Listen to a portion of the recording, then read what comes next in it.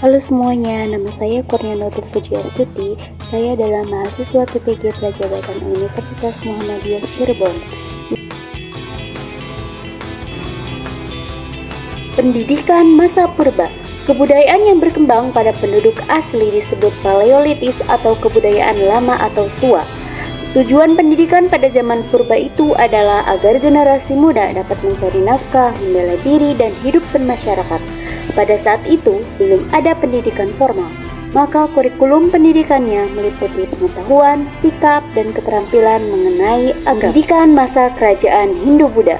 Pada masa ini, stratifikasi sudah nampak jelas antara raja, pegawai, dan rakyat. Pada zaman kerajaan Tarumanegara, Kutai telah berkembang pendidikan informal berbentuk perguruan dan pesantren. Sebagai pendidik adalah kaum Brahmana, di sini masih terbatas hanya untuk kaum minoritas, yaitu anak-anak kasta Brahmana dan Ksatria. Pendidikan masa kerajaan Islam. Pada abad ke-14, melalui saudagar yang beragama Islam masuk dan menyebarkan agama Islam di Pulau Jawa. Dengan jasa Wali Songo, akhirnya berdirilah kerajaan Islam. Pada umumnya, tujuan pendidikan untuk menghasilkan manusia yang bertakwa kepada Allah Subhanahu wa Ta'ala. Pendidikan berlangsung dalam keluarga dan lembaga-lembaga pendidikan seperti langgar-langgar, masjid, dan pesantren. Pendidikan pada masa kolonial Belanda.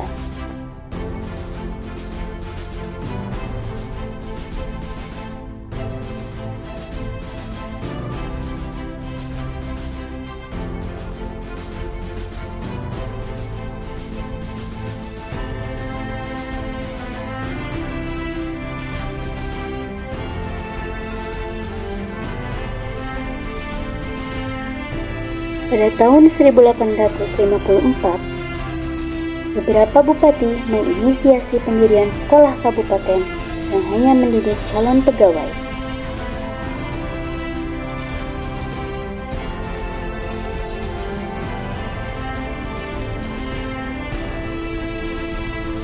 Sekolah Bumi Putra lahir dan hanya mempunyai 3 kelas.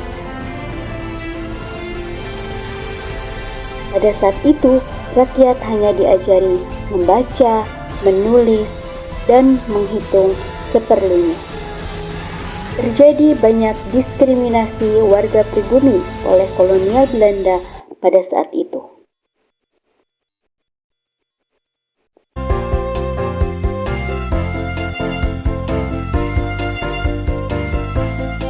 Pemerintah Belanda hanya mendidik orang-orang untuk membantu usaha dagang mereka. Oleh karenanya, pendidikan hanya diberikan kepada kaum bangsawan dan priai.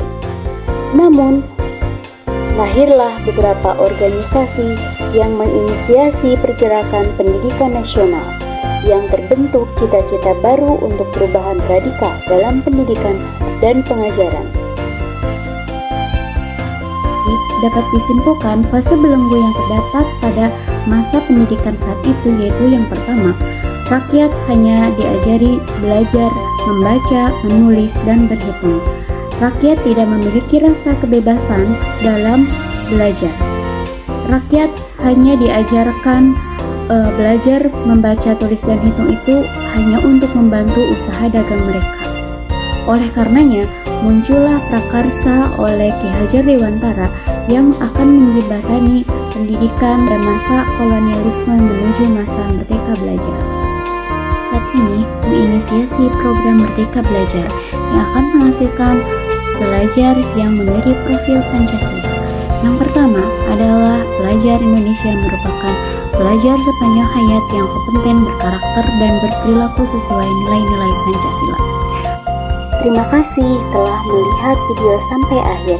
Semoga pembelajaran yang saya sampaikan dapat bermanfaat bagi kalian semua.